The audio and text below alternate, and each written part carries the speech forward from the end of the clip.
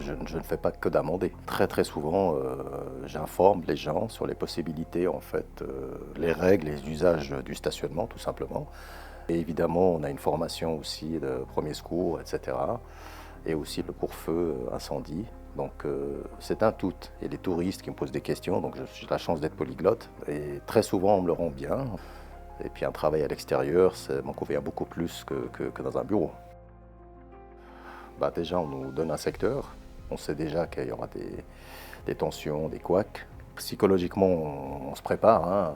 C'est quotidien, mais on le fait automatiquement. Le tout, c'est qu'on souhaite passer une bonne journée, ne pas tomber sur une personne un petit peu déséquilibrée ou haineuse ou quoi que ce soit. Donc il y a des gens qui se disent heureusement que vous êtes là. Il y en a d'autres, à cause de vous, on ne peut plus travailler. Donc on essaie de faire la part des choses.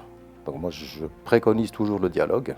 Je suis plutôt optimiste et j'ai pris l'habitude de sourire, mais c'est pas un sourire narquois. Donc je souris. Déjà, je pense que c'est quelque chose qui me détend moi, et puis probablement les autres. Et quoi qu'ils disent, je fais un signe de la main et je continue. Donc pour dire tout va bien, voilà. Donc sans plus. On est obligé, autrement on est confronté sans arrêt, le moindre, voilà, les insultes. Je veux pas que ça soit quotidien non plus. On se réveille pas le matin justement pour se faire insulter, mais ça devient, c'est la routine. Et je veux pas que les gens pensent que c'est gratuit, qu'ils peuvent le faire soi-disant parce que nous verbalisons, parce que, voilà. Une fois, il y a eu une histoire, c'était un client du garage.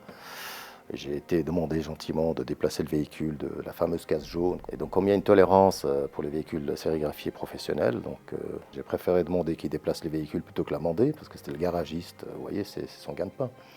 Je suis rentré dans le magasin, j'ai demandé, je pensais que c'était un employé, un monsieur. En fait, non, c'était un client.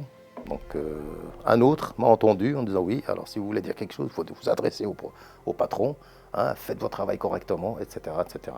Avec des insultes, il s'est approché et commençait à faire beaucoup de bruit. Je lui ai dit, monsieur, vous voulez qu'on discute dehors?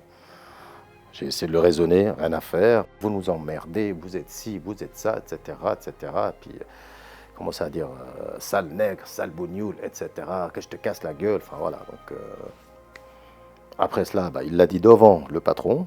Donc, à ce moment-là, tu dit, non, non, ça c'est... Monsieur, j'appelle la police. Puis, à ce moment-là, évidemment, il commençait à partir. Il était avec sa femme, d'ailleurs. J'ai porté plainte, il était témoin, le garagiste en question. J'ai gagné. Enfin, ça, c'est les plus grosses insultes que j'ai pu avoir hein, concernant, on va dire, délit de faciès. Mais autrement, oui, retourne chez toi. Ou un vrai Suisse, il ferait pas cela. Donc, c'est tout autour de ça. Donc, voilà. De toute façon, il n'y a pas de place. Donc, forcément, on sait qu'on sera confronté à des situations tendues. Parce qu'il y a aussi les professionnels, les livreurs, ceux qui viennent en urgence, etc., etc., ne trouvent pas de place, forcément. Voilà, donc c'est le bon sens en fait. J'aimerais juste dire que pour moi, c'est pas se victimiser.